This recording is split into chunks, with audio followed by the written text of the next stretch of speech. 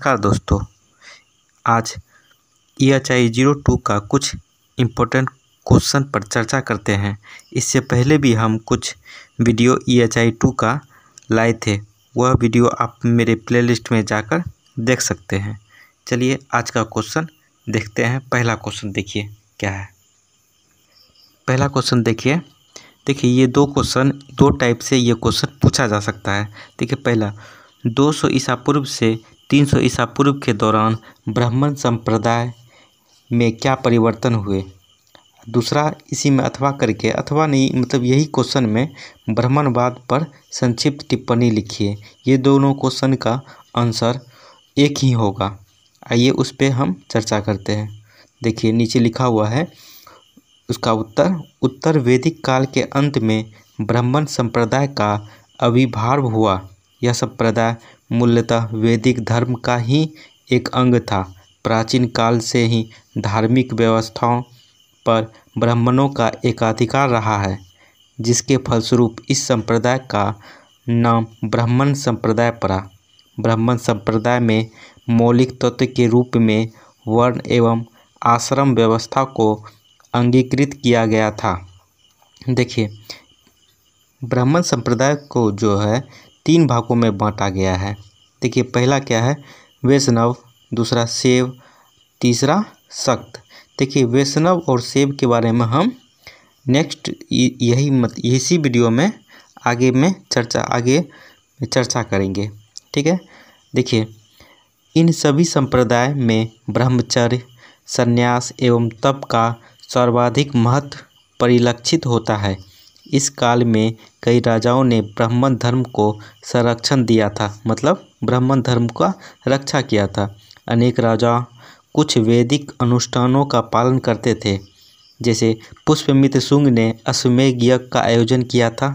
सातवाहन राजवंश के सतकर्णी प्रथम ने अश्वमेध, राशियों और कुछ अन्य बलियों का आयोजन किया था। अन्य राजाओं ने भी बलियों का आयोजन किया था, लेकिन बाद में ब्राह्मण धर्म में काफ़ी नए परिवर्तन हुए एवं यहीं से हिंदू धर्म का आरंभ हुआ। देखिए नए तत्वों का समावेश, बलि के स्थान पर देवी और देवताओं की पूजा को स्थान दिया गया। देखिए बलि जो पहले बलि दी जाती थी उसको ख़त्म किया गया, उसके स्थान पर देवी और देवताओं का पूजा होने लगा। सर्वोच्च ईश्वर की अवधारणा ने बल प्राप्त किया। विष्णु एवं शिव सर्वोच्च ईश्वर थे।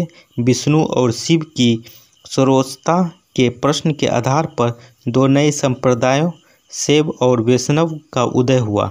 हालांकि दोनों संप्रदाय भक्ति के मार्ग पर चल रहे थे, फिर भी ईश्वर की सर्वोच्चता को लेकर उनमें गंभीर मतभेद था।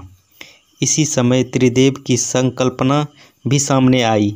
ब्राह्मण परंपरा के सभी ईश्वर अब 3 प्रमुख ईश्वरों में समा गए। ब्रह्मा को सृष्टिकर्ता, विष्णु को पालनकर्ता और शिव को संहारक माना गया। मतलब कि इस भगवान को जो है 3 ब्राह्मणवाद में भगवान को 3 भागों में बांटा गया है, ब्रह्मन, विष्णु और शिव को, ठीक है। तीनों का, ब्रह्मा का है सृष्टिकर्ता, विष्णु का पालनकर्ता और शिव का संहारक, जो बुरा काम करता है उसका संहारक। इस काल में आकर इन ईश्वरों को महत्व और प्रमुखता प्राप्त हुई।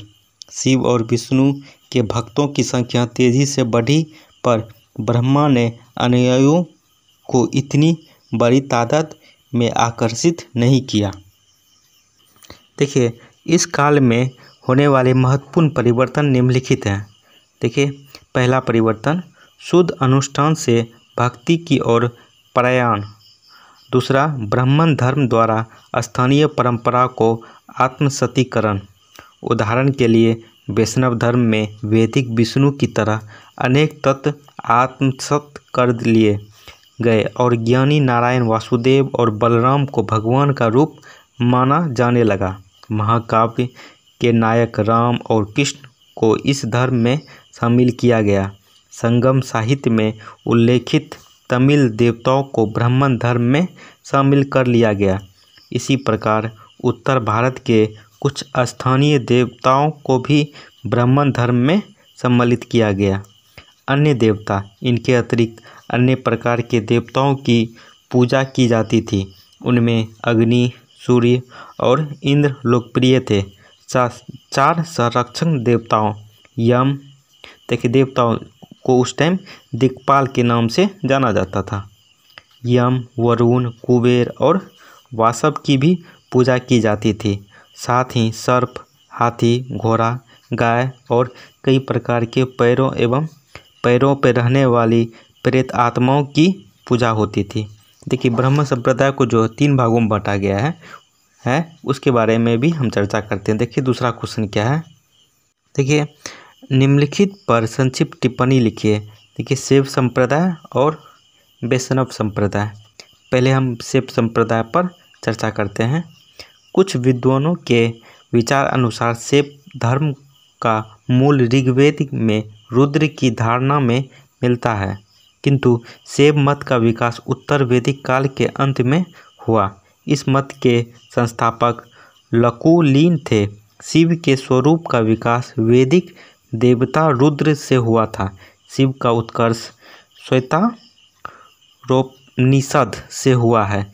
इस उपनिषद में शिव को शिव का उपास्य देव माना गया है। शैव मतावलंबी शिव की उपासना सृष्टि के कर्ता तथा संहारक के रूप में करते हैं। एक संप्रदाय के रूप में शिव की पूजा का विस्तार कुषाण काल के बाद हुआ। कुषाण वंश का दूसरा शासक वेंकटफाइसिस शैव मतावलंबी था। उसके कुछ सिक्कों पर त्रिशूल और बैल के साथ शिव की आकृति अंकित है। 6ठी शताब्दी तक इसकी लोकप्रियता में अत्यधिक वृद्धि हो गई और इसका दक्षिण भारत तक प्रसार हो गया। तमिल में शैव संतों को नायनार कहा जाता है। तमिल में जो भगवान शिव का उपासक था उसको नायनार कहा जाता था। संगम युगीन साहित्य में शिव को सर्वश्रेष्ठ उपास्य बताया गया है। गुप्तोत्तर काल में शिव उपासना का अत्यधिक विस्तार हुआ। सेन तोंग के वितरण से उल्लेख मिलता है कि 7वीं शताब्दी के पूर्वार्ध में शैव धर्म का प्रसार पश्चिम में बलूचिस्तान तक हो गया था। दक्षिण भारत में नायनार संतों ने भक्ति प्रधान गीतों की रचना करके शैव धर्म को एक सुदृढ़ आधार प्रदान किया। देखिए ये शैव संप्रदाय के बारे में जो हम आपको बताए हैं ये आपको 6 नंबर में पूछ सकता है। इस पे एक टिप्पणी लिखिए। देखिए हम आगे वैष्णव संप्रदाय के बारे में जानते हैं। देखिए वैष्णव संप्रदाय, वैष्णव धर्म अथवा वैष्णववाद में परमेश्वर के रूप में विष्णु की पूजा एवं भक्ति की जाती है। वैष्णव धर्म का प्रमुख आधार भागवत धर्म का वासुदेव संप्रदाय था, जिसमें वासुदेव कृष्ण को वैदिक देवता विष्णु के एक रूप में स्वीकार किया गया है।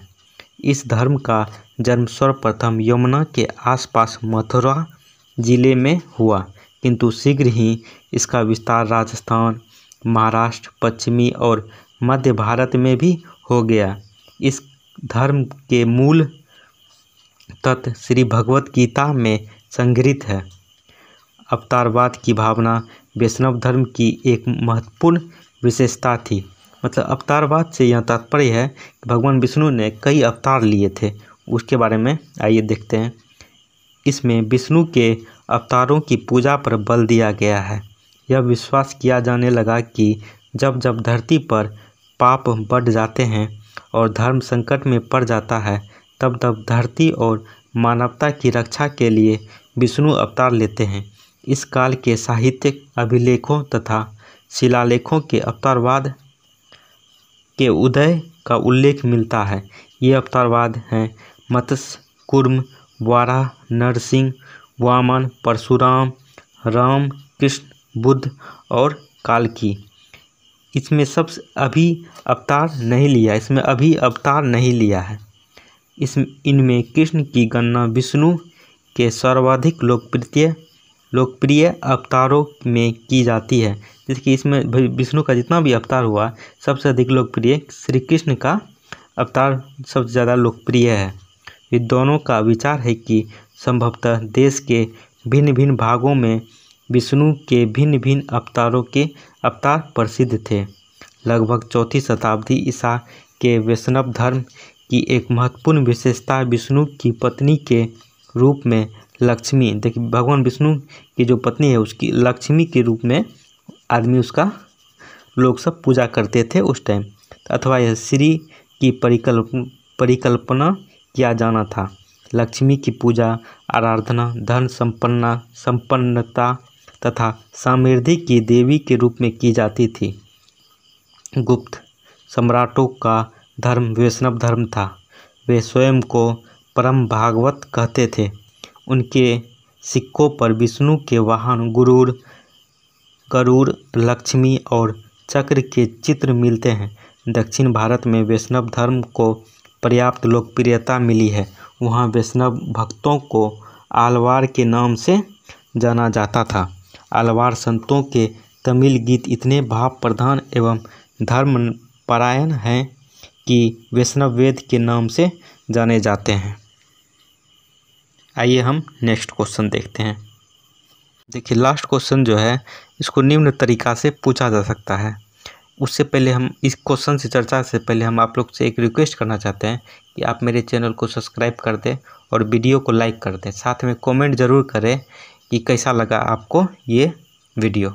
ठीक है, देखिए मौर्य काल में रिहायशी वास्तुकला, मंदिर तथा बुर्ज, स्तूप तथा गुफा वास्तुकला पे प्रकाश डालिए। देखिए पहला क्वेश्चन इस टाइप से आ सकता है। दूसरा क्वेश्चन शैलकृत पत्थर वास्तुकला, रॉक कट आर्किटेक्चर पर संक्षिप्त टिप्पणी लिखिए। देखिए ये जून 2015 में ये क्वेश्चन आया था। देखिए तीसरा किस टाइप से पूछा जा सकता है।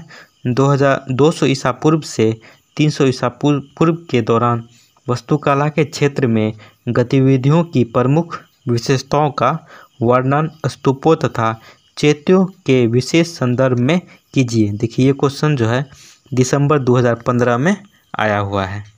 तो देखिए इसको अलग टाइप और भी पूछा सकता है। शिला स्थापत्य पर संक्षिप्त टिप्पणी लिखिए।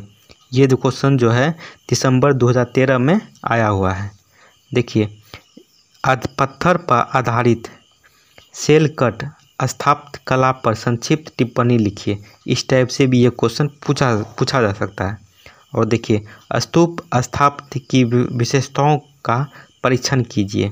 देखिए ये 6 टाइप से ये क्वेश्चन आ सकता है। इन सभी का आंसर एक ही होगा, उस पर हम चर्चा करते हैं। ये 6 टाइप से पूछा इसमें से कोई एक भी क्वेश्चन आएगा तो आपका आंसर यही होगा जो हम बताने जा रहे हैं। चलिए उत्तर पे चर्चा करते हैं। देखिए रिहायशी वास्तुकला मौर्य काल के नगरीय जीवन के संबंध में साहित्यिक और पुरातात्विक स्रोतों से भी सूचनाएं मिलती है।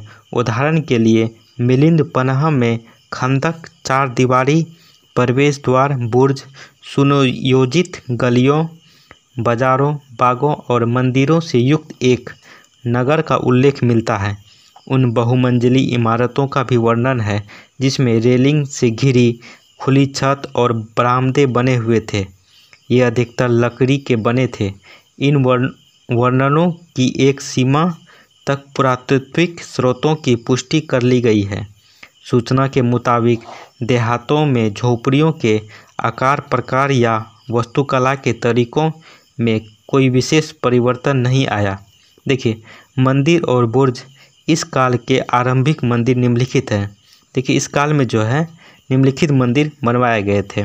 देखिए झंडियाल तक्षशिला का मंदिर, नगरी राजस्थान में है का शंकरसान मंदिर, बेसन नगर मध्य प्रदेश में है का भगवती मंदिर, नागा अर्जुन कोंडा जो आंध्र प्रदेश में है का बहुकोणीय शिखर वाला मंदिर, फायान चीनी यात्री थे के वृत्तांत में पुरुषपुर के बुर्ज का उल्लेख है। यह 13 मंजिली भव्य इमारत थी जिसमें लोहे का खंभा लगा था। इस खंभ से एक छतरी जुड़ी हुई थी। यह बुर्ज कनिष्क प्रथम को समर्पित था। इस काल में बुद्ध स्तूप और अन्य धार्मिक इमारतें ज़्यादा बनाई गई थी, जबकि मंदिरों का निर्माण एवं पूजा के लिए देवताओं की स्थापना जैसी गतिविधियां बाद के वर्षों में प्रारंभ हुई। देखिए, स्तूप जो है ये गौतम बुद्ध का जो मरने के बाद उसका अवशेष जो हुआ था उसको 8 भागों में बांटा गया था, उसके बारे में भी चर्चा करते हैं। वो भी 200 ईसा पूर्व से 300 ईसा पूर्व के बीच में ही हुआ था। ठीक है। बौद्ध कला ने महत्वपूर्ण व्यक्तियों के अवशेषों को मिट्टी में दबाकर सुरक्षित रखने की प्रथा को अपनाकर इन पुनीत स्थलों के ऊपर बनी इमारतों को स्तूप कहा है। देखिए, जो महत्वपूर्ण व्यक्ति था उनकी मिट्टी में दबाकर सुरक्षित रखने वाला उस पर एक घर बनाया जाता था, उसी को स्तूप कहा गया है। बौद्ध स्रोतों के अनुसार बुद्ध के अवशेषों को 8 भागों में बांटकर विभिन्न स्तूपों का निर्माण किया गया है। देखिए, भगवान बुद्ध का जो है उनके अवशेष को 8 भागों में बराबर भागों में बांटकर 8 अलग अलग जगहों पर स्तूप बनाया गया है। अशोक के शासन काल में इन स्थलों की पुनः खुदाई कर बुद्ध के अवशेषों को कई भागों में बांटा गया है। इस प्रकार कई नए स्तूप सामने आए। स्तूप में पूजा अर्चना आरंभ हुई, उसका अलंकरण बढ़ा और उनके निर्माण के लिए एक विशिष्ट प्रकार की वास्तुकला विकसित हुई। स्तूपों का आकार कटोरे या अर्धवृत्ताकार गुंबद के समान था। ऊपरी भाग समतल था। यही ऊपर बुद्ध या किसी अन्य धार्मिक व्यक्तित्व के अवशेष सोने या चांदी के डिब्बे में रखे जाते थे। मध्य में एक लकड़ी का खंभा यानी यास्ती लगा होता था, जिसका निचला भाग स्तूप के ऊपरी भाग से जुड़ा होता था। इस खंभे के ऊपर 3 छतरियां लगी होती थी, जो सम्मान, उदारता एवं श्रद्धा का प्रतीक मानी जाती थी। प्रमुख स्तूपों का वर्णन इस प्रकार है। भगवान बुद्ध का जो 8 भागों में स्तूप बांटा गया था, उसमें से जो प्रमुख है उसके बारे में चर्चा करते हैं। देखिए, पहला जो है बोध गया, जो बिहार में है।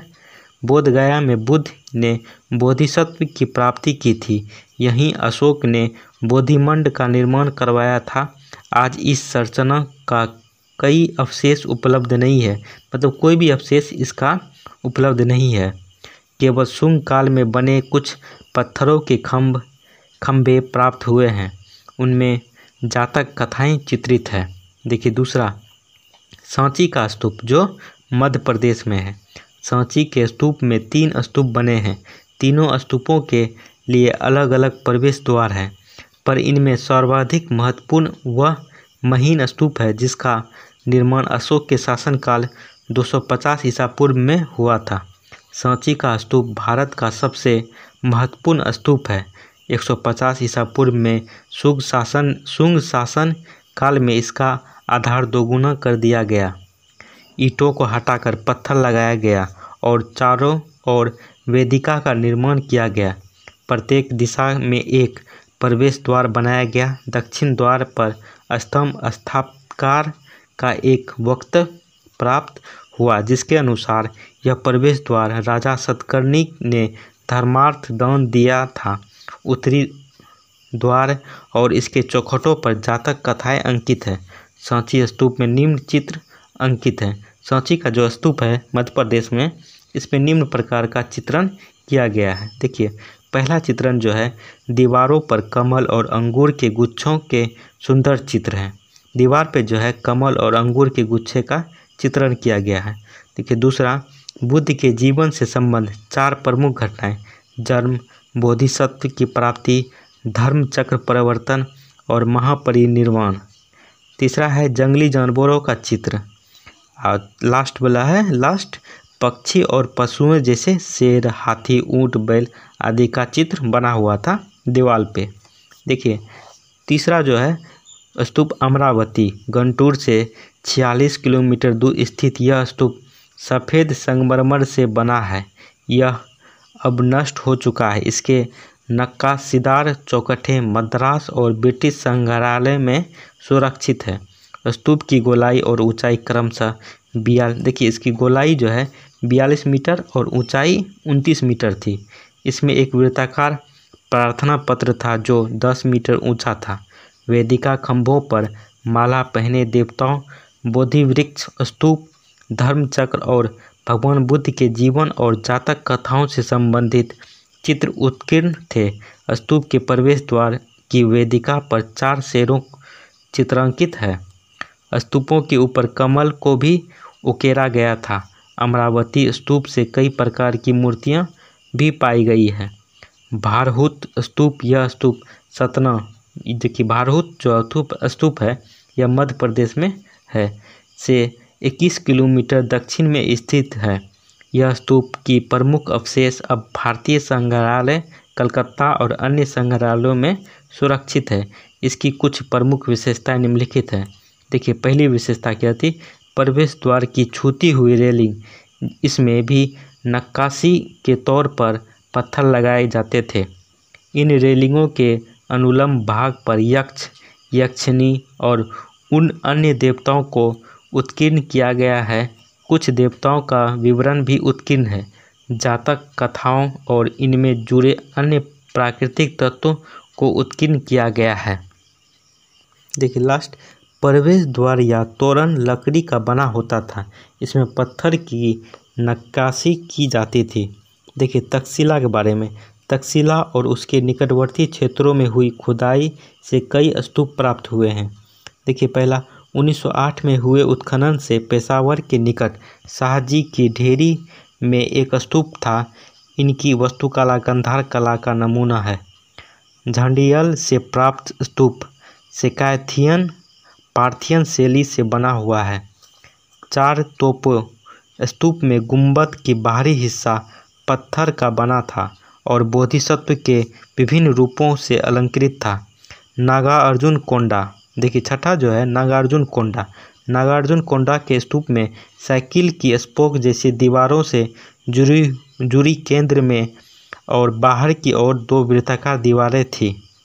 ये दीवारें इस स्तूप की गोलाई 30 मीटर और ऊंचाई 18 मीटर थी।